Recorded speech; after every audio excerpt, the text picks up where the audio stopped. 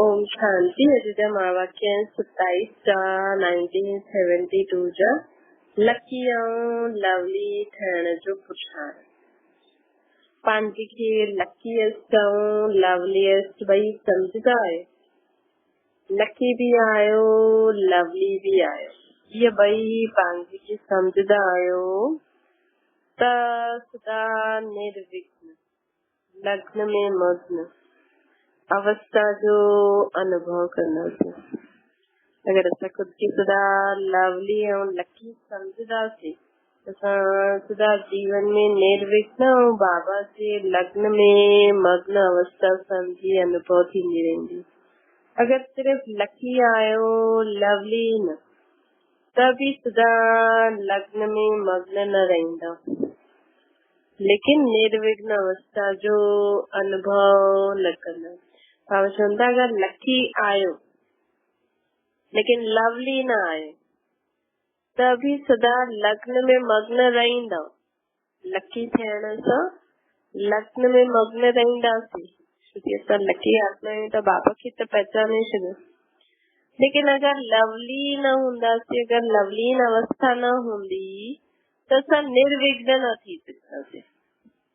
ऐं अगर सिर्फ लवली अवस्था हूंदी, मतलब बाबा खे याद त कंदा आहियूं लेकिन लकी न हूंदासीं, बाबा खे पहचान सां याद नथा करूं त बि जो बाबा अवस्था ॿुधाई निर्विघ्न और लग्न में मग्न, इन ॿिन्हिनि मां पूरो वो अनुभव न थींदो।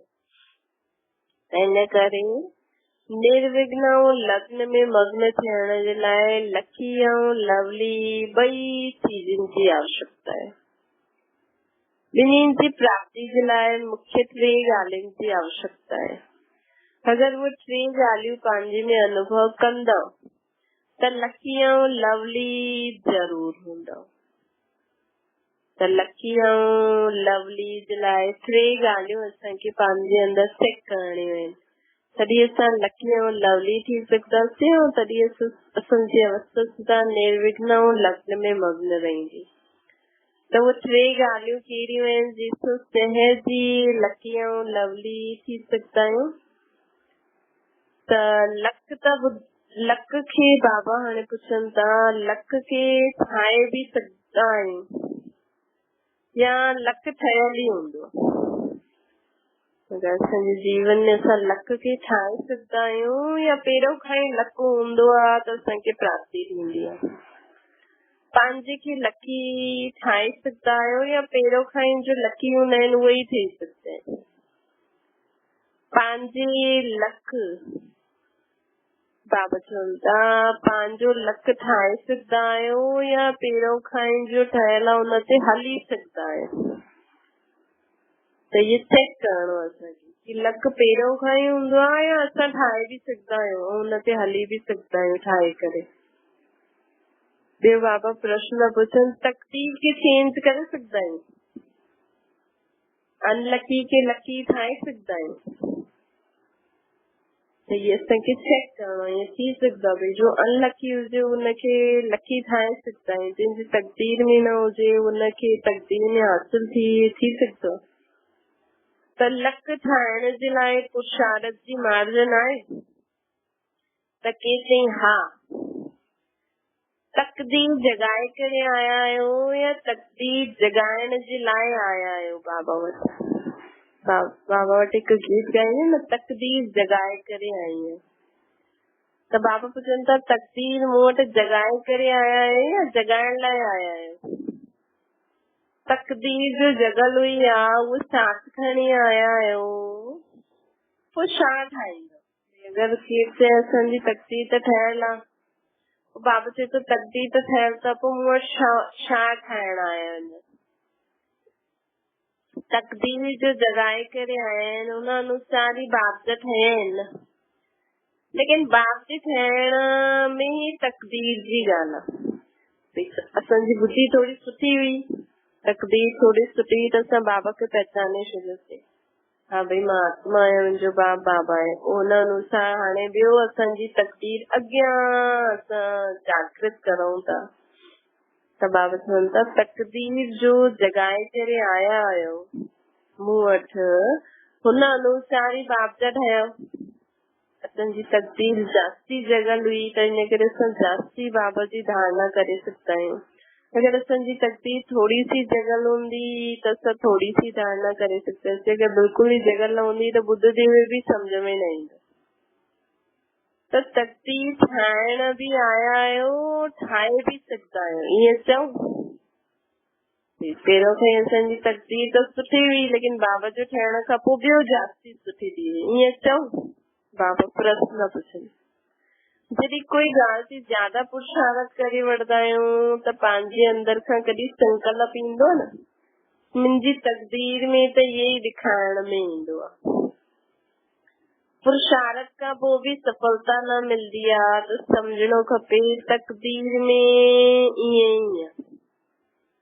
बाबा चवनि था, ॾिसो जॾहिं कोई ॻाल्हि में ज्यादा पुरुषारत कंदा आहियूं त पंहिंजे अंदर में कॾहिं संकल्प ईंदो न कि मुंहिंजी तकदीर में ईअं हुयो, मां छा करां। पुरुषारत खां पोइ बि सफलता न मिले त सम्झंदा आहियूं तकदीर में अहिड़ो आहे। सफलता न मिलण जो कारण छा आहे? पंहिंजी रीति सां पुरुषारत कयो त बि सफलता न मिलंदी आहे त पोइ छा चईंदा आहियूं? ड्रामा में ईअं ई हुयो, ईअं ई चईंदा आहियूं न। बाबा त असांखे ड्रामा जी दाल पकड़ाए छॾी अथई। हिन ड्रामा जी दाल खे पकड़े रखंदासीं न त कॾहिं बि असां हलचल में न ईंदासीं। ॾिसो जीवन में कॾहिं बि कुझु बि थी थो वञे, ऐं अगरि असां हुन ॻाल्हि खे पकड़े वेंदासीं पोइ त असां बाबा जे ज्ञान में अॻियां वधी न सघंदा आहियूं। हिन ॻाल्हि खे पकड़े वेठे ड्रामा जी दाल सुधा हथ में हुजणी खपे। ॾिसो बाबा बि चईंदो आहे छा, मां ड्रामा जे बंधन में बंधल आहियां। त ड्रामो जो ठहियलु लक ई खणी करे आया आहियो न। पुरुषारत खे कॾहिं बि न सम्झणो खपे कि मुंहिंजे पुरुषारत करण खां पोइ कोई असफलता बि थी सघंदी आहे।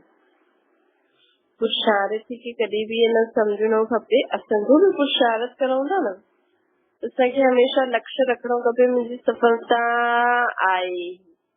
सदैव ईअं सम्झणो खपे कि पुरुषारत जो कयो कॾहिं बि व्यर्थ न वेंदो। अगर इन ही प्रकार सां पुरुषारत कयो त मुंहिंजी सफलता हाणे न त कॾहिं जरूर मिलंदी। असफलता जो रूप ॾेखारण में ॾिसंदे हुए बि सम्झणो खपे कि ये परीक्षा आहे। हिन खां पार थियण खां पोइ परिपक्वता अचण वारी आहे। असांखे जो असां पुरुषारत करूं था ईंदी आहे, असांखे सदैव पुरुषारत करणो ई खपे। कॾहिं बि न सम्झणो खपे कि मां पुरुषारत करां थी लेकिन मूंखे असफलता थी मिले। तो बाबा चए तो सदा ये सोचो कि जो भी असफलता मूंखे मिले थी न, हिन खां पोइ मूंखे परिपक्वता मिलणी आहे। ये सभु परीक्षायूं आहिनि। असफलता जो रूप ॾिसी करे सम्झणो खपे कि ये परीक्षा आहे। ये असफलता मुंहिंजी परीक्षा थी वठे कि ॾिसां ईअं हारजे तो, लेकिन असां हारदासीं न, वापसि सां महिनत कंदासीं, वापसि खां त हुन सां पार थियण खां पोइ परिपक्वता थी वेंदासीं, पक्का थी वेंदासीं। त उहा असफलता न, लेकिन पंहिंजे पुरुषारत जी फाउंडेशन खे पक्को करण जो हिकु साधन। कॾहिं बि कोई चीज खे मजबूत करणो हूंदो आहे त पहिरों हुनमें हुनजी फाउंडेशन खे ठोकबो आहे न, ठोके ठोके करे पक्को कबो आहे। ये ठोकण ई परिपक्वता जो साधन आहे। त कॾहिं बि पंहिंजी व्यक्तिगत पुरुषारत संगठन जे संपर्क में असां कुझु बि जीवन में पुरुषारत था करूं, कुझु बि धारणा जो, कुझु भी कमी कमजोरियुनि खे कढण जो, या कुझु भी प्राप्त करण जो, या कंहिं भी संगठन में असां कम था करूं, या ईश्वर सेवा में असां कम था करूं, सेवा था करूं, त कॾहिं भी पंहिंजी व्यक्तिगत पुरुषारत में व संगठन जे संपर्क में व ईश्वर सेवा में हिन टिनी प्रकार जे पुरुषारत में ॿाहिरां जो रूप भले असफलता जो ॾेखारे में ॾे, लेकिन समझणो खपे कि असफलता न आहे, लेकिन परिपक्वता जो साधन। कॾहिं कॾहिं माण्हू चईंदा आहिनि अरे मूंखां नथो थिए, मां त ॾाढी महिनत कई, मुंहिंजो त क्रोध नथो ख़तमु थिए, मूंखां त हीअ धारणा नथी थिए, मूंखां त हिननि माण्हुनि सां गॾु कमु करणु नथो थिए, रोज़ खिटपिट थी थिए, मां त हिननि सां गॾु बाबा जी सेवा न करे सघंदी आहियां, या घर जो कोई कमु या ऑफिस में किथे बि। त बाबा जी तो हुन समय ईअं सोचियो कि मूंखे कुझु सिखाइनि, बाबा जी कोई ॻाल्हि यादि करे मूंखे हिन संगठन में रहणो आहे, पुरुषार्थ करणो आहे, सेवा करणी आहे, हिन सां मां अॻियां वधंदमि, हिन में मूंखे ॾाढो कुझु सिखण लाइ मिलंदो, मां पकी थी करे निकिरंदमि। जीअं ॿुधायो न कि तूफान खे तूफान न सम्झी करे हिकु तोहफ़ो सम्झणो खपे, नैया में जोका त ईंदा, लेकिन अगरि उहा अॻियां वधण जो हिकु साधन ठही वेंदो, नैया में जोका त ईंदा आहिनि लेकिन उहा अॻियां वधण जो साधन थी वेंदो न, जोका ईंदा आहिनि त अॻियां वधंदी वेंदी आहे। हिन प्रकार असफलता में सफलता समायल आहे, ईअं सम्झी करे अॻियां वधणो खपे। असफलता शब्द ई बुद्धि में न अचणो खपे। अॼु खां बाबा चवनि था कि असफलता शब्द बुद्धि मां डिलीट थियणो, असफलता जो शब्द बुद्धि में न अचणो खपे। अगरि पुरुषार्थ सही आहे त अच्छा ॿुधायूं पिया कि लकी ऐं लवली थियण लाइ 3 ॻाल्हियुनि जी आवश्यकता आहे, उहो कहिड़ी आहे? पहिरियों सोचो लक कीअं ठही सघंदो आहे, पंहिंजे खे ॾिसी वठो कि असां लकी ऐं लवली आहियूं, पंहिंजे लक खे छो न जगाए सघंदा आहियूं, चेक करो असां लकी ऐं लवली आहियूं, जो बाबा पहिरियों ॻाल्हि ॿुधाइनि था न, हाणे बाबा वरी हुन ॻाल्हि ते अची त असां लकी ऐं लवली आहियूं, पंहिंजे लक खे अगरि असां लकी न आहियूं त पंहिंजे लक खे छो नथा जगाए सघूं, हुनजो मूल कारण आहे कि असां समझदार न आहियूं। त अनलकी बि लकी थी सघंदो, कीअं सम्झ हीअं न मुंहिंजो लकी अहिड़ो आहे, मां लकी न आहियां, न, बाबा चए थो असां खुद खे लकी न ठाहे सघंदा आहियूं, हुनजो मूल कारण आहे नॉलेजफुल न आहे। नॉलेजफुल में सभिनी प्रकार जी नॉलेज अची वेंदी आहे, जेतिरो जो नॉलेजफुल हूंदो आहे न ओतिरो लकी ज़रूर हूंदो आहे, छो जे नॉलेज जी लाइट ऐं माइट सां आदि मध्य अंत खे ॼाणे करे जो पुरुषार्थ कंदा आहियूं न, हुनमें हुनखे सफलता अवश्य प्राप्त थींदी आहे, छो जे नॉलेज जी लाइट ऐं माइट सां आदि मध्य अंत खे ॼाणे करे अगरि असां सम्झ असां में हूंदी त नॉलेज जी लाइट ऐं माइट, नॉलेज जी सम्झ हुन शक्ति द्वारा असां हर ॻाल्हि खे आदि मध्य अंत खे ॼाणे वठंदासीं, पोइ हुन अनुसार पुरुषार्थ कंदासीं, पोइ लकी बि लकी थी वेंदो, सफलता मिली वेंदी। त बसि माण्हुनि जे चइण में अची मां अनलकी आहियां, मुंहिंजी तकदीर ई ख़राब आहे, लेकिन माण्हू बाबा चए थो लक ठाहिबो आहे, पंहिंजी सम्झ सां असां लक खे ठाहे सघंदा आहियूं। कंहिंजो लक ठहियल हूंदा, छो जो पिछले जन्मनि जा कर्म हूंदा आहिनि, त ईअं न असां हिन जन्म में सुठा कर्म करे पंहिंजो लक ठाहे सघंदा आहियूं।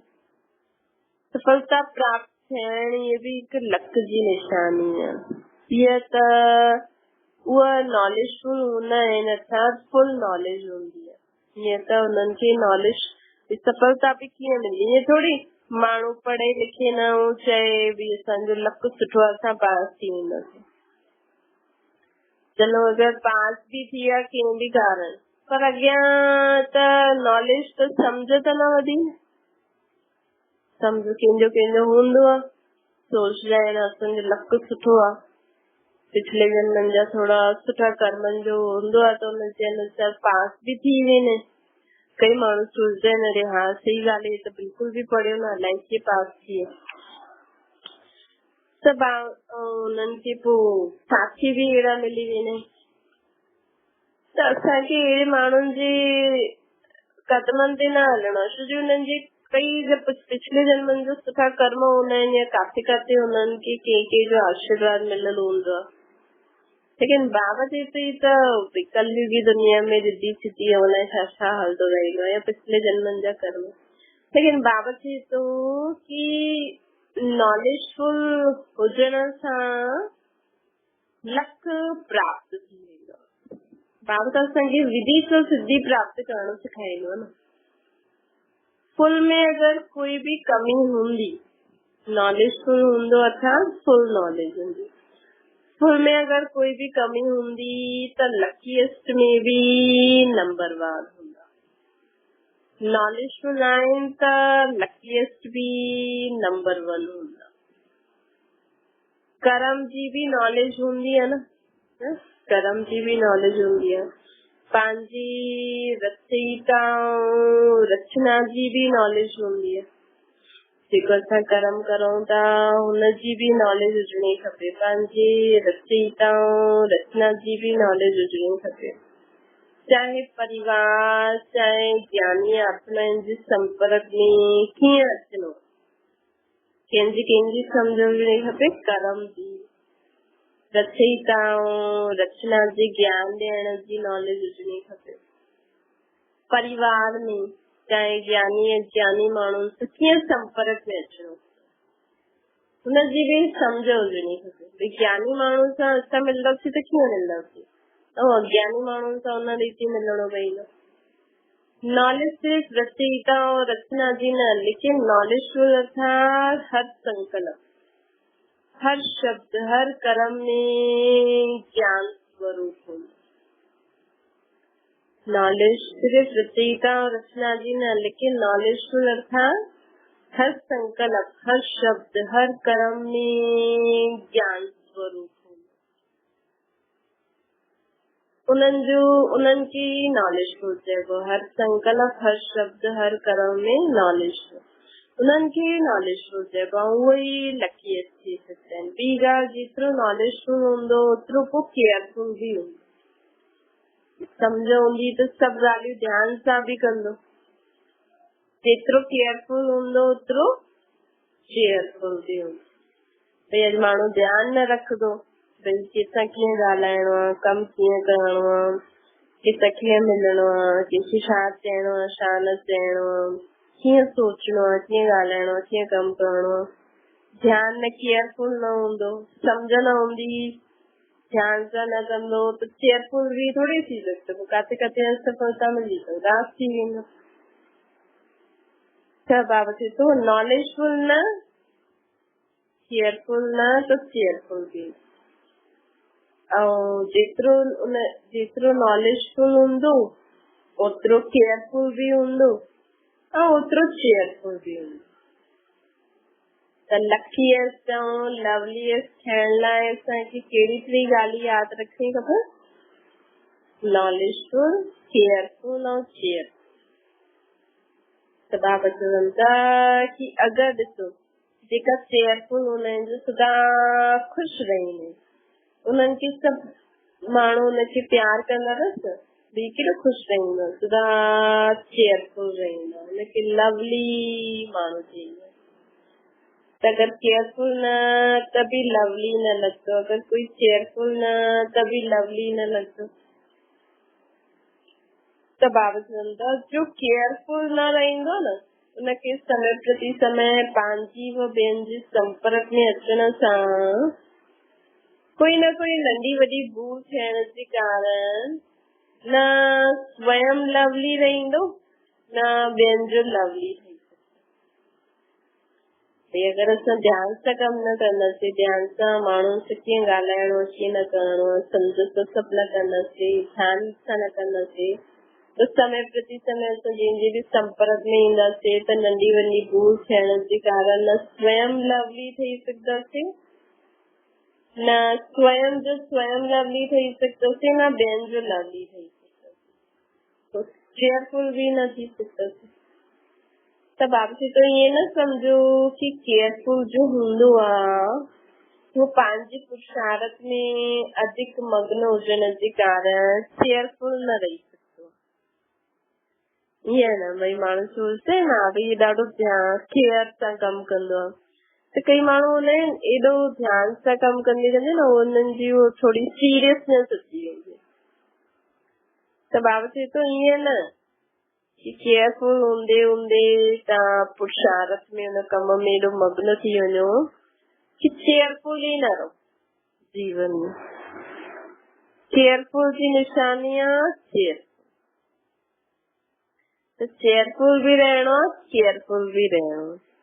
त ये टई क्वालिफिकेशन व ॻाल्हियूं अगरि आहिनि त असां लकी ऐं लवली ॿई थी सघंदा। हिक ॿ जे सहयोग सां बि पंहिंजे लक खे ठाहे सघंदा आहियूं, लेकिन हिक ॿ जो सहयोग तॾहिं मिली सघंदो आहे जॾहिं केयरफुल ऐं चेयरफुल हूंदासीं। अगर केयरफुल न हूंदासीं त सक्सेसफुल भी न थी सघंदासीं। त बाबा चवनि था केयरफुल चेयरफुल आहियो त सक्सेसफुल अर्थात लकी आहियो। त ये टई ॻाल्हियूं असां में पाण में ॾिसणियूं आहिनि। कहिड़ी कि मां सम्झ सां कमु करां थी, केयर सां ध्यान सां करां थी ऐं कमु कंदे हुए ध्यान रखंदे हुए भी केयरफुल आहियां, खुशी आहे मुंहिंजे जीवन में।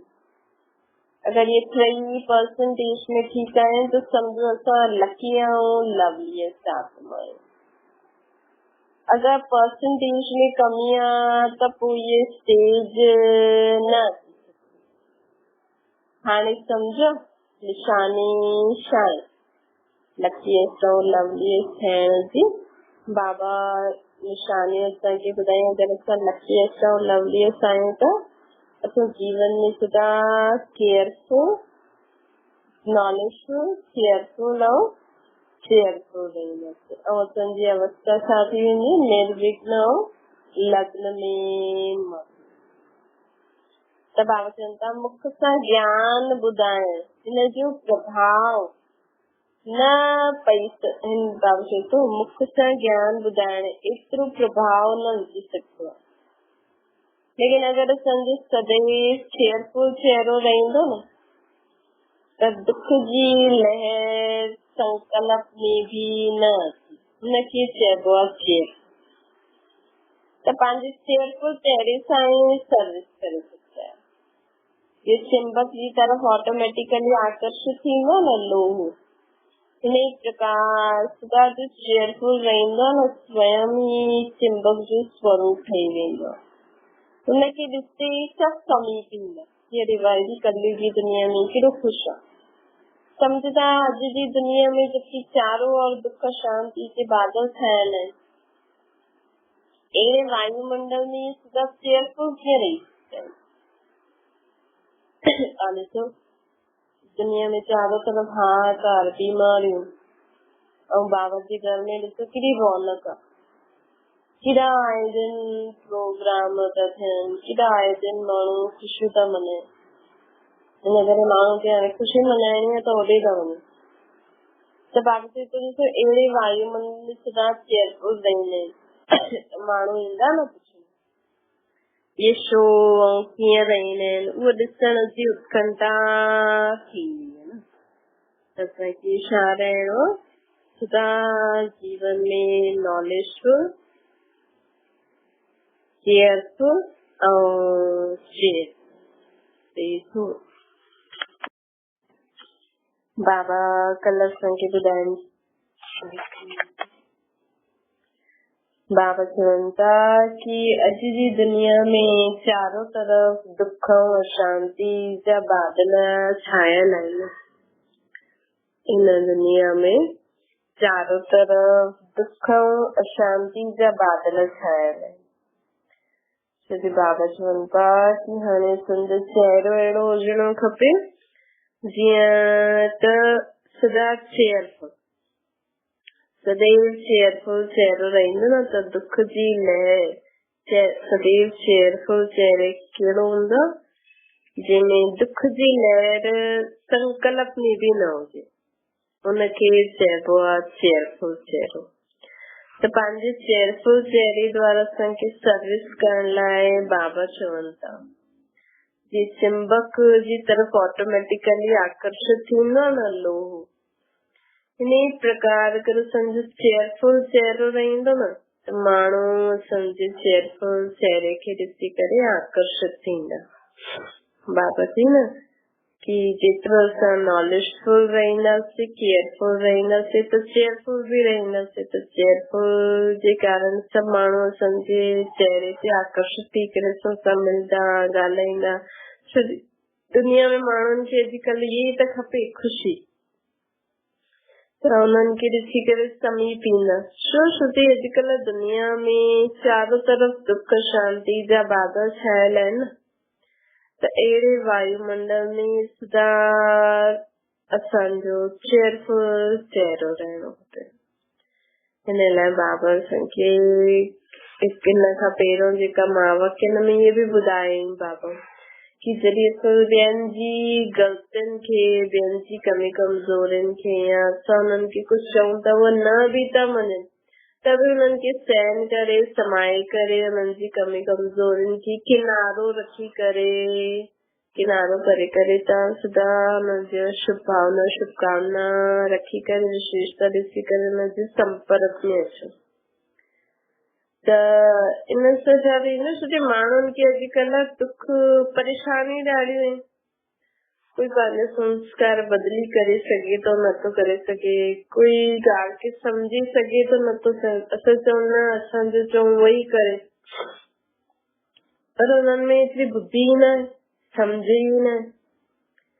त बाबा चवनि था कि सभु ॻाल्हियुनि खे साइड रखी न, हाणे जेतिरो असां हिक ॿिए खे ख़ुशी ॾींदासीं न, ख़ुशी जो माहौल रखंदासीं, जेतिरो ख़ुदि बि चेयरफुल रहंदासीं, ओतिरो वायुमंडल भी खुशनुमा थींदो ऐं उहा आत्मा बि असांजे संपर्क में ईंदी। न त पकड़ाई में थोरी ईंदी। न मञनि ई नथा त उहो बि किनारो करे छॾियो।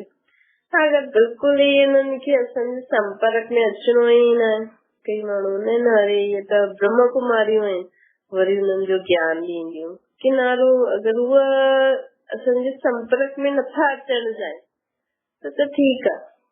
लेकिन असां उन ॻाल्हि खे बि मन में रखी करे पंहिंजी उहा कॾहिं कॾहिं ख़ुशी बि थींदी न, अरे छा आहे जो बाबा कीअं बाबा त एॾो सुठो ॿुधाईंदा, ईअं था करनि, उहो बि न, ठीकु आहे, हुननि जो पार्ट आहे। बाबा चओ था नॉलेजफुल, केयरफुल ऐं चेयरफुल, ऐं सभिनि जे लाइ शुभकामना रखणी आहे।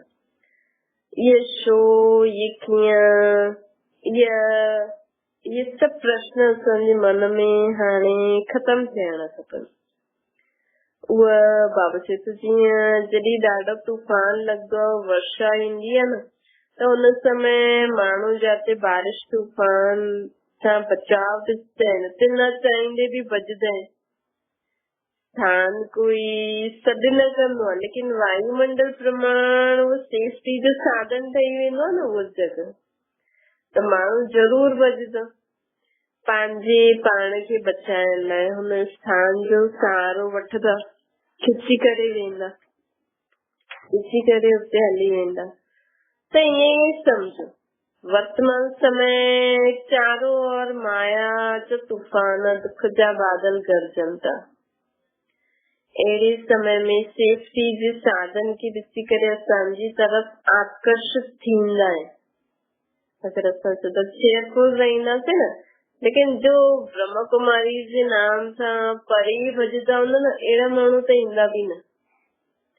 अहिड़ा माण्हू अहिड़नि जो एक्सपेक्ट न करे सघंदा आहियूं। बाक़ी जेका बि ॿिया माण्हुनि खे अगरि बाबा असां एतिरो ख़ुशि रहूं, भले असां हुनखे ज्ञान न ॾियूं, लेकिन कई माण्हू सोचदा आहिनि न इहे त उहे ई ॾींदा त भॼंदा आहिनि, अहिड़नि ते ध्यानु न ॾियणो। असांखे त सदा बाबा जे ज्ञान में मनन चिंतन कंदे कंदे बाबा खे यादि करे करे पॉजिटिविटी रखी ख़ुशि रहणो, ॿियनि खे कीअं न कीअं ख़ुशी ॾियणी आहे, भले ज्ञान ॿुधनि न ॿुधनि, लेकिन ख़ुशी ॾियणी आहे। त लवली ऐं लकी थी वेंदासीं। त बाबा चई न लवली ऐं लकी थियण लाइ असांजे में टे विशेषताएं हुजणियूं खपनि। knowledgeful, careful ऐं cheerful। त लवली ऐं लकी ठही वेंदासीं। काथे काथे knowledgeful आहियो, careful भी आहियो, लेकिन cheerful न रहंदा आहियो। केयर कंदा आहियो, केयर कंदी कंदी चेयर छॾे छॾंदा आहियो, मतलब खुश रहण छॾे छॾंदा आहियो, त चेयरफुल न ठही सघंदा आहियो। हिन लाइ जो ॿई त बाबा चवंदा आहिनि, हिन लाइ ॿई हुजणा खपनि, असांखे केयरफुल भी हुजणो आहे, चेयरफुल भी हुजणो आहे, ॿई पंहिंजे में धारणा हुजणी खपे। हुन लाइ मुख्य पुरुषार्थ व अटेंशन व केयर कंहिं ॻाल्हि में रहे, जो असां में ये टई ॻाल्हियूं अची वञनि, नॉलेजफुल, केयरफुल, चेयरफुल, उहो ॼाणंदा आहियो। केयरफुल त थियणो ई आहे, लेकिन मूंखे केयर कंहिं ॻाल्हि जी करणी आहे, केयरफुल कंहिं ॻाल्हि में थियणो आहे असांखे। त सभिनि भिन्न भिन्न उत्तर ॿुधायो पंहिंजो पंहिंजो कि असां कीअं कीअं केयरफुल थी सघंदा आहियूं पंहिंजे जीवन में। छो जेकर असां में सम्झ त आहे, लेकिन असां केयरफुल थी करे कमु न कंदासीं त काथे काथे हेठि मथे थी वेंदो, त केयरफुल ख़तम थी वेंदो। त असांखे त टई धारणा करणी आहिनि, छो जो असांखे लकी ऐं लवली ठहिणो। लकी ऐं लवली ठहिण जी विशेषता बाबा ईअं ॿुधाई अथई, त उहो ठहिणो। बाप छा छा केयर कयूं जंहिंसां तव्हां हीअं ठहियो। शिव बाबा जॾहिं ब्रह्मा बाबा जे तन में आया, स्टार्टिंग सां छा छा केयर करायूं बाबा, उहो मुख्य ॻाल्हि कहिड़ी हुई। तव्हां माण्हुनि जी जो महिमा ॻाईंदा आहिनि, भक्ति मार्ग में देवी देवताउनि जी जो महिमा ॻाईंदा आहिनि, उहो छा ॻाईंदा आहिनि? सर्वगुण संपन्न, 16 कला संपूर्ण, संपूर्ण निर्विकारी, मर्यादा पुरुषोत्तम, डबल अहिंसक। जॾहिं मर्यादाउनि जो उल्लंघन थींदो न, तॾहिं केयरलेस थी वेंदा। असांखे केयरफुल थियण लाइ सदा मर्यादाउनि में रहणो। तव्हां माण्हुनि जे संपूर्ण स्टेज जो गायन आहे न, जे सीता खे मर्यादाउनि जी लकीर जे अंदर रहण जी आज्ञा ॾिनी न, ऐं लकीर ॿी कोई लकीर न हुई, लेकिन मर्यादा ई लकीर। त हिते बि असांखे जीवन में सदा केयरफुल रहणो आहे। सदा सुबुह खां राति ताईं जो बाबा असांखे मर्यादाऊं ॾिनी अथई, उथण खां वठी ताईं राति ताईं सुम्हण ताईं, चाहे कोई भी हुजे, कहिड़ा भी संबंधी घर में आया हुजनि, असां काॾे वञूं, कंहिंसां मिलूं, ॻाल्हायूं। छो जो कई माण्हू सोचदा आहिनि न, जे भक्ति मार्ग में चईंदा आहिनि, अरे अॼु त सुबुह खां एॾो कमु हुयो, ईअं थियो, पाठ ई न कयो, अॼु ईअं ई न कयो, उहो न कयो। लेकिन भले असांखे वेही करे जो पाठ आदि, असांखे त बाबा जो ज्ञान वेही करे सम्झी करे ॿुधणो। पर ठीकु आहे, अगरि सुबुह जो टाइम न बि थो मिले, अगरि सुबुह सुबुह जो उथी करे बाबा खे यादि गुड मॉर्निंग जरूर करणी आहे। 1 मिंट त मिलंदो न, वैसे त नियम अमृत वेलो करण। पोइ अगरि 7 बजे जी मुरली नथी टाइम ते, त अमृत वेले जे समय अॼुकल्ह त सभिनि वटि मुरली अची वेंदी आहे। मुरली घणे 15-20 मिंट लॻंदा आहिनि, पूरी मुरली पढ़ो। सुबुह सुबुह जो पंहिंजो उथी करे बाबा खे यादि करे मुरली पढ़ो, पोइ पंहिंजी गृहस्थी में लॻी वञो। अगरि टाइम नथो मिले क्लास वञणो या जेका भी टीवी में ईंदी आहे 7 बजे, हुन खां पोइ बि बाबा जी उथण, वेहण, खाइण, पीअण, रोटी ते यादि करण, पाणी पीअण खां पहिरियों हर हिकु माण्हू जो आत्मिक दृष्टि जे लाइ बाबा, ये जेके भी बाबा जी मर्यादाऊं आहिनि न, अगरि असां सभु मर्यादाउनि ते हलंदासीं न, त असां सदा केयरफुल रहंदासीं ऐं चेयरफुल रहंदासीं। सम्झ त आईसीं, नॉलेज त आईसीं हर मर्यादाउनि जी, त हुन मर्यादाउनि ते हलंदासीं त केयरफुल रहंदासीं। त सीता खे बि छा चई कि मर्यादाउनि जी लकीर जे अंदर रहो, ॿी कोई लकीर न हुई। अगर ईश्वरीय मर्यादाउनि जी लकीर खां ॿाहिरि निकिरी वियासीं त छा थी वेंदासीं, फ़क़ीर थी वेंदासीं। अर्थात जो भी कोई प्राप्ति आए हुन सां भिखारी थी वेंदासीं, फ़क़ीर थी वेंदासीं, पोइ चिल्लाईंदासीं। जीअं फ़क़ीर चिल्लाईंदा न, पैसा ॾियो, कपिड़ा ॾियो, ईअं ई जो आत्मा बाबा जी मर्यादाउनि जी लकीर जो उल्लंघन कंदी आहे न, हुनजी स्थिति फ़क़ीर तमाम थी वेंदी आहे। पोइ चईंदी बाबा कृपा करो, आशीर्वाद करो, मूंखे सहयोग ॾियो, स्नेह ॾियो, शक्ति ॾियो, त गोया फ़क़ीर थी वियासीं न। लेकिन मुंहिंजो अधिकार आहे, उनखे चईंदासीं बालक तो मालिक, मालिक बन। असांखे न कॾहिं बि बाबा खां ईअं न घुरणो बाबा शक्ति ॾियो, न मां शक्तिशाली आत्मा आहियां, सिर्फ़ ये चेंज करणो, अधिकार छटाइणो। मां शांत स्वरूप आत्मा आहियां, बाबा मूंखे शांति ॾियो, सुख ॾियो, न मां बाबा जी शांत स्वरूप आत्मा आहियां, मां सुख स्वरूप आत्मा आहियां, मां शक्तिशाली आत्मा आहियां। बालक सो मालिक उनखे चईंदा आहिनि।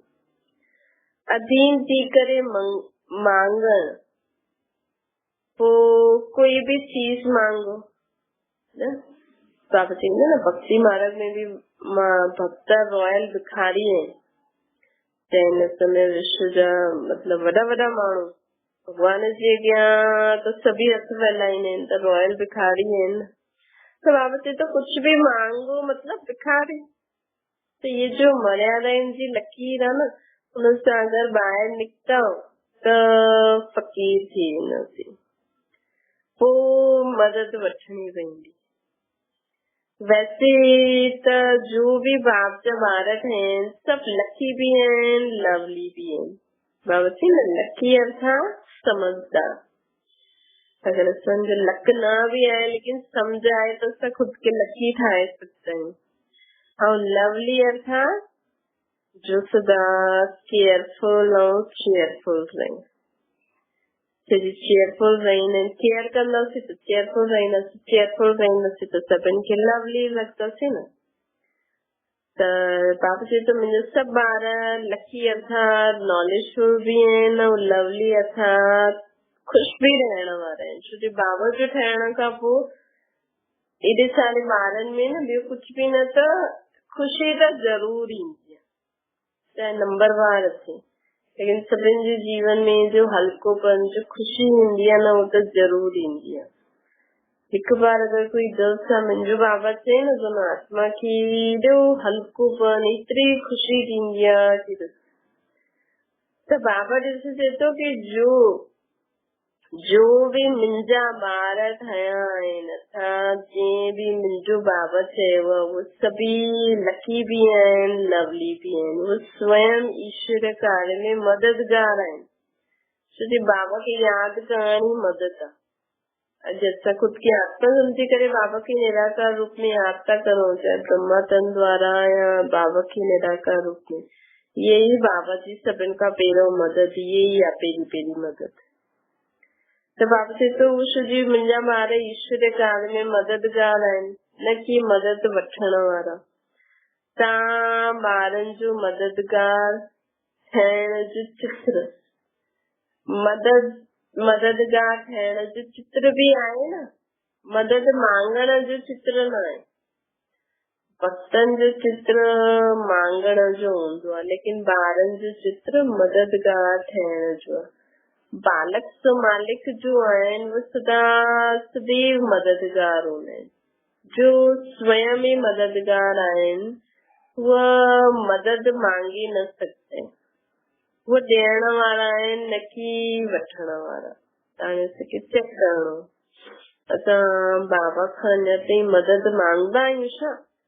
बाबा मूंखे शक्ति ॾियो, ये ॾियो, वो ॾियो, या असां एतिरा लाइक़ ठही विया आहियूं कि असां ॿियनि खे भी मदद ॾेई सघूं। दाता कॾहिं वठंदो आहे? दाता त ॾियण वारा हूंदा आहिनि। त पंहिंजे पाण खे हिकु बाप जो अर्थात राम जी सच्ची सीता समझी करे सदा मर्यादाउनि जी लकीर जे अंदर रहो, अर्थात ये केयर करो त केयरफुल रहंदो। त केयरफुल रहण लाइ छा करणो? सच्ची सीता समझी करे पंहिंजे पाण खे सदा मर्यादाउनि जी लकीर जे अंदर रहो। केयरफुल सां ऑटोमेटिकली चेयरफुल थी वेंदासीं, चेयरफुल थी वेंदासीं त लवली बि थी वेंदासीं। त उहो मर्यादायूं छा छा आहिनि उहे सभी बुद्धि में रहणी खपनि। हाणे बाबा चए थो जो बि मां मर्यादायूं ॾिनियूं आहिनि तव्हांखे उहे सभु असांजी बुद्धि में रहणियूं खपनि। सवेरे खां राति ताईं बाबा छा छा मर्यादायूं ॾिनी, कंहिं मर्यादाएं कहिड़े कहिड़े कम लाइ छा छा मर्यादाएं ॾिनी थी, उहे सभी नॉलेज स्पष्ट हुजणी खपे असांजी बुद्धि में। अगरि नॉलेज न हूंदी त केयरफुल बि न रही सघंदासीं। इन करे बाबा चई न नॉलेजफुल खां पोइ बाबा चई केयरफुल, पोइ चेयरफुल। त पहिरियों नॉलेज हुजणी खपे हर मर्यादाउनि जी, पोइ असां केयरफुल रही सघंदासीं। त सीता समझी करे हिन लकीर जे अंदर रहो, अर्थात जो केयरफुल हूंदो मर्यादाउनि जी लकीर जे अंदर रहंदो उहो ई पुरुषोत्तम ठही सघंदो। हिन संगम युग ते असांखे बाबा पुरुषोत्तम आत्मा खे पुरुष चइबो न, आत्मा खे पुरुषोत्तम अर्थात पुरुष अर्थात आत्मा खे उत्तम ठाहिणो आहे, अर्थात आत्मा जा संस्कारनि खे सुठा ठाहिणा आहे बाबा, आत्मा खे सुठ प्रधान ठाहिणो आहे। त मर्यादाउनि जी लकीर जे अंदर रहंदासीं तॾहिं असांजी आत्मा उत्तम अर्थात पुरुषोत्तम ठही सघंदी। कॾहिं ॾिसो चेयरफुल न रहंदा आहियो त अवश्य कोई मर्यादाउनि जो उल्लंघन कयो अथव। मर्यादा संकल्प जे लाइ बि आहे, व्यर्थ संकल्प बि न करणो न, ये बि मर्यादा आहे असांजी। अगरि हिन लकीर खां ॿाहिरि व्यर्थ संकल्प विकल्प उत्पन्न थींदो आहे त मानो संकल्प में मर्यादाउनि जो उल्लंघन कयो तॾहिं चेयरफुल न रही सघंदा। ईअं ई मुख सां छा बोल ॻाल्हाइणो हिनजी बि बाबा मर्यादाऊं ॾिनी अथई। संकल्प बोल ऐं कंहिं स्थिति में स्थिति करे मुख सां ॻाल्हाइणो, खुद खे आत्मा समझी करे। ऐं बाबा जे बोल जे लाइ त केॾी सारी बाबा ॻाल्हियूं ॿुधाई अथई न कि कंहिंसां कीअं ॻाल्हाइणो खपे, केतिरो ॻाल्हाइणो खपे, ज्ञान युक्त बोल। त इहा मर्यादा वाणी जे लाइ। अगरि वाणी में बि उल्लंघन थींदो आहे त चेयरफुल न रही सघंदासीं। पंहिंजे व्यर्थ संकल्प विकल्प अर्थात विकारी संकल्प ही पंहिंजे खे चेयरफुल स्टेज सां किराए ॾींदा आहिनि। कॾहिं माण्हू चए न अलाए छो मुंहिंजो मां त सुबुह खां सभु कुझु कयो आहे, अमृत वेलो बि कयो, बाबा जी मुरली बि ॿुधी, इहो बि कयो, सभु कुझु कंदे हुए बि असांखे ख़ुशी छो थी थिए? त व्यर्थ संकल्प विकल्प ही पंहिंजे चेयरफुल स्टेज खे किराए ॾींदो आहे, छो जी मर्यादाउनि जो उल्लंघन कयो न। त कई बार चईंदा न असां सभु कुझु कंदा आहियूं त बि असांजे जीवन में ख़ुशी न आहे बाबा जी ज्ञान में हलण खां पोइ बि। त इहे संकल्प बोल बोलने सके तो ज्यादा ॻाल्हायूं त संकल्पनि खे चेक करो। अगरि मर्यादाऊं जी लकीर जे अंदर सदा पंहिंजी खे रखो त ये रावण अर्थात माया अर्थात विघ्न हिन मर्यादाउनि जी लकीर जे अंदर अचण जी हिम्मत ई न कंदा। अगरि असां व्यर्थ संकल्प बोल कर्म जो भी आहिनि सभिनि जे लाइ जो बि बाबा मर्यादाऊं ॾिनी अथई। अगरि सदा हर कर्म कंदे वेंदे सृष्टि जी सभु मर्यादाउनि खे पालन कंदे करे हलूं त ये रावण अर्थात माया अथवा विघ्न हिन मर्यादाउनि जी लकीर जे अंदरि अचण जी हिम्मत ई न रखी सघंदा। बाबा चईं ॾिसंदा ई न, परां खां ई भॼी वेंदा। कोई भी विघ्न अथवा तूफान परेशानी व उदासी ईंदी आहे त सम्झणो खपे काथे न काथे मर्यादाउनि जी लकीर सां पंहिंजी बुद्धि रूपी पांव खे कढियो आहे। अगर कोई भी विघ्न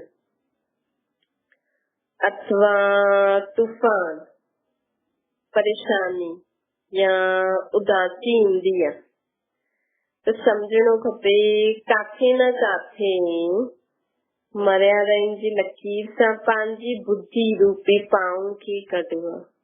बुद्धि खे पांव चइबो आहे न, त चेक करो, मतलब कुछ भी थिए तो कुछ भी ॻाल्हि थिए थी त कारण असांजी ही कोई न कोई कमी कमजोरी आहे। असां काथे मर्यादाउनि जो उल्लंघन था करो, पंहिंजी बुद्धि रूपी पांव खे काथे काथे ॿियो काथे वठी था वञो। जीअं सीता पांव खे कढियऊं न त बुद्धि बि पांव आहे असांजो, असांजी बुद्धि पांव आहे। तॾहिं बाबा चवंदा न बुद्धि द्वारा परम धाम में हली वञो बाबा वटि। त बुद्धि रूपी पांव बाबा वटि ई हूंदो। कुछ भी आवाज अचे, कुछ भी करे, कोई कोई चवंदो न हा मुंहिंजो पांव हिलाए ॾेखारे, मां त हिते ई रहंदमि, मूंखे कोई न कढी सघंदो। त इहा बुद्धि रूपी पांव बि असांजो बाबा जी हर मर्यादाउनि जे अनुसार असांजी बुद्धि में सभु मर्यादाऊं हुजणी खपनि, उन अनुसार ई असांजी बुद्धि हलणी खपे। त बुद्धि बि पांव आहे जिसां असां यात्रा कंदा आहियूं। त बुद्धि रूपी पांव जरा भी मर्यादाउनि जी लकीर खां ॿाहिरि न वञे, तॾहिं इहे सभी ॻाल्हियूं ईंदियूं। कहिड़ियूं? चेयरफुल रहण वारियूं ऐं व्यर्थ संकल्पनि सां मुक्त, ॻाल्हियुनि सां मुक्त जेकी बि हूंदी आहे न, त बाबा चवनि था कि हाणे चेक करो कि असांजो बुद्धि रूपी पांव मर्यादाउनि जी लकीर खां ॿाहिरि वेंदो आहे, काॾे काॾे वेंदो आहे। हाणे असां चऊं बुद्धि खे कि न बसि हिकु शुद्ध संकल्प में टिकी वञो त परम धाम निवासी आहियूं, हीअं अभ्यास कंदासीं न त असांजी बुद्धि खे बि आदत पइजी वेंदी, पोइ हेॾे होॾे न भॼंदी। बसि इहे ई संकल्प करणो आहे कमु कंदे हुए, जीअं बाबा ईअं चए अथई, हिन जे लाइ वीचार कंदासीं त ईअं असांखे पंहिंजी बुद्धि खे बि टिकाइण जी आदत विझणी आहे। त बाबा चवनि था कि अगरि इहे सभी ॻाल्हियूं अची वेंदियूं त तव्हां चेयरफुल थी सघंदा, पोइ छा ठही वेंदो? बाप जा लकी लवली ॿार ठही वेंदो। ऐं अगरि इहे सभु ॻाल्हियूं न हूंदियूं, असांजी बुद्धि हेॾे होॾे भॼंदी रहंदी, मर्यादाउनि जी लकीर जे अंदरि न रहंदी, त पोइ लवली ऐं लकी खां छा ठही वेंदासीं? फ़कीर ठही वेंदासीं। त लवली ऐं लकी बाबा जो ॿार ठहिणो आहे या फ़कीर ठहिणो? अगरि लवली ऐं लकी ठहिणो आहे त सदा पंहिंजो बुद्धि रूपी पांव मर्यादाउनि जी लकीर जे अंदरि ई रहे, ॿाहिरि न निकिरे। फ़कीर थियण जी निशानी छा हूंदी आहे? हिकु त आत्माउनि सां बाप सां सहारो मांगता। जेका फ़कीर वारा हूंदा आहिनि न त उहा या त हिक ॿिए सां सहारो मांगता या बाबा सां सहारो मांगता। कॾहिं कॾहिं ॿार चवंदा आहिनि न दीदियुनि खे या पंहिंजे जेका बि सहयोगी हूंदा आहिनि, त सहयोग वठणु अलॻि ॻाल्हि आहे, लेकिन उन्हनि खे चवंदा आहिनि न कि असांखे इहो ॾियो, असांखे कि कोई सम्झो पुरुषारत में अॻियां थो वञे तो उन्हनि खां बि घुरण लॻी वञनि, अरे असांखे बि थोरी शांती ॾियो, असांखे त सम्झ में ई नथो अचे। त बाबा चए थो कि पंहिंजो खज़ानो जो शक्तियूं आहिनि उहे ख़तम थी वेंदियूं आहिनि। मर्यादाउनि जी लकीर सां ॿाहिरि वियासीं त ख़ुदि जो खज़ानो ख़तम, त पोइ हिक ॿिए सां या बाप सां सहारो मांगंदा रहंदा आहिनि। अगरि बाप सां नथा पहुची सघनि बाबा वटि त हिक ॿिए सां मांगंदा रहंदा आहिनि। कहावत आहे न, बाबा चवनि था लकीर जा फ़कीर। हिक कहावत जे लाइ बाबा चवनि था, हिक कहावत आहे न लकीर जा फ़कीर। त ईअं जो फ़कीर ठहींदा आहिनि न उहा लकीर जा बि फ़कीर थी वेंदा आहिनि। लकीर मतलब छा लकीर बाबा ॿुधायई, मर्यादाऊं छा छा ॿुधायई, हुननि सां बि फ़कीर थी वेंदा आहिनि, हुननि खे यादि ई न रहंदो अथनि। उहा शक्तिशाली स्टेज ही ख़तम थी वेंदी आहे, नॉलेज सभु ख़तम थी वेंदी आहे। पोइ भले मतलब जो सम्झ, नॉलेज मतलब सिर्फ ये न सिर्फ ज्ञान हुजे त हुनखे नॉलेजफुल चईंदासीं। नॉलेजफुल मतलब पूरी सम्झ हुजणी खपे कि हा हिन ॻाल्हि में ईअं कबो आहे, हुनखे नॉलेजफुल चइबो। भले ज्ञान मुंहं सां ॻाल्हाईंदा, उहो कंदा बि रहंदा, लेकिन सम्झ न हूंदी आहे कि असां इन करण सां छा थींदो, कीअं थींदो, छा न। बसि देखा देखी सभु कंदा रहंदा, हिक ॿिए खे ॾिसजे ॾिसजे अमृत वेला कंदा, मुरली ॿुधदा, ईअं कंदा, लेकिन बुद्धि में सम्झ न ईंदी। छो जी मर्यादाउनि जो रोज़ रोज़ उल्लंघन करे करे सम्झ ई ख़तम थी वेंदी। पोइ भले चवनि असां रोज़ मुरली ॿुधदा आहियूं, असां रोज़ ईअं कंदा आहियूं, लेकिन सम्झ न आहे। लकीर सां ई फ़कीर थी वेंदा आहिनि, मतलब मर्यादाऊं छा हूंदियूं आहिनि, सम्झ छा हूंदी आहे, हुन सां बि फ़कीर थी वेंदा आहिनि। त पंहिंजी प्राप्ति जो नशो उहा शक्ति जो हुजणी खपे, उहा न रहंदी आहे। भक्ति मार्ग में भी लकीर जा फ़कीर हूंदा आहिनि, त ईअं मर्यादाउनि जी लकीर के उल्लंघन करण वारा ॿई प्रकार जा फ़कीर थी वेंदा आहिनि। हिकु त ज्ञान भी उन्हनि खे सम्झ भी ख़तम जेको हूंदो, उन्हनि शक्ति वग़ैरह सभु ख़तम थी वेंदी आहे। ॿियो मर्यादाऊं छा हूंदियूं आहिनि, कीअं धारण कबी आहे, उहे हुन सां बि फ़कीर थी वेंदा आहिनि। इन लाइ कॾहिं बि फ़कीर न ठहिणो आहे असांखे।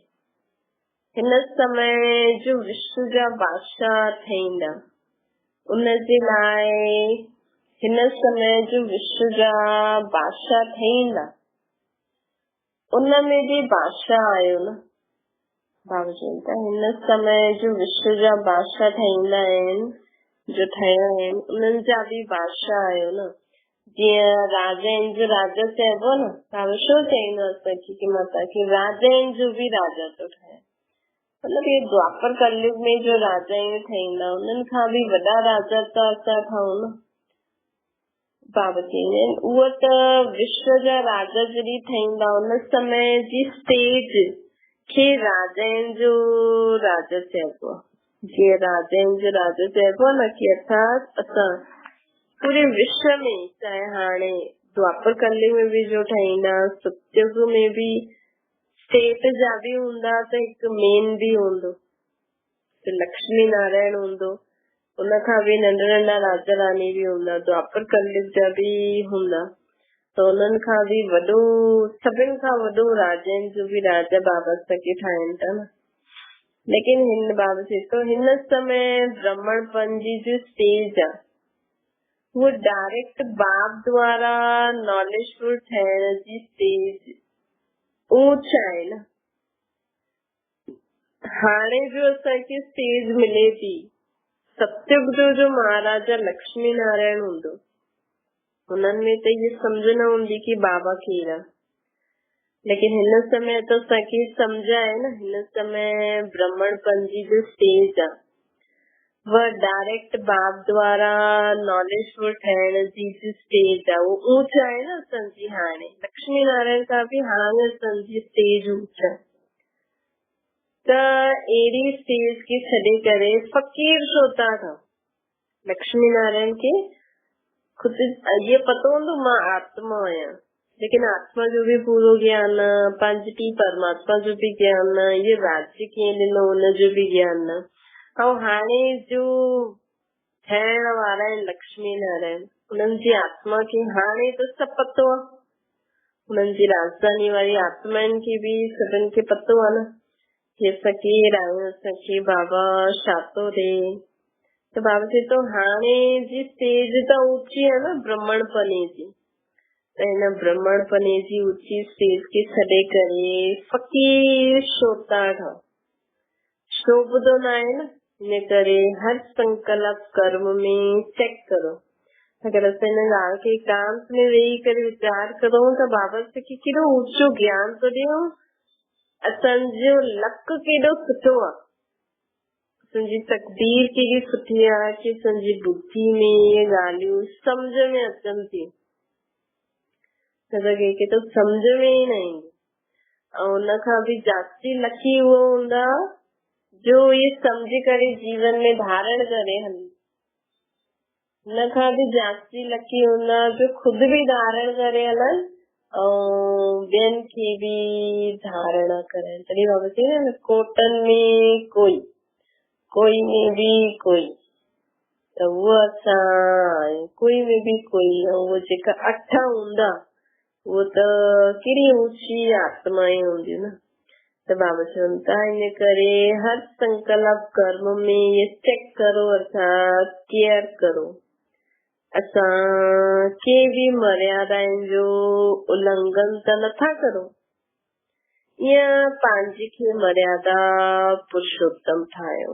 अहिड़ा मर्यादा पुरुषोत्तम ठहण जी तीव्र पुरुषार्थी, नॉलेजफुल, केयरफुल ऐं चेयरफुल श्रेष्ठ आत्माउनि खे बाप दादा जो याद प्यार ऐं नमस्ते।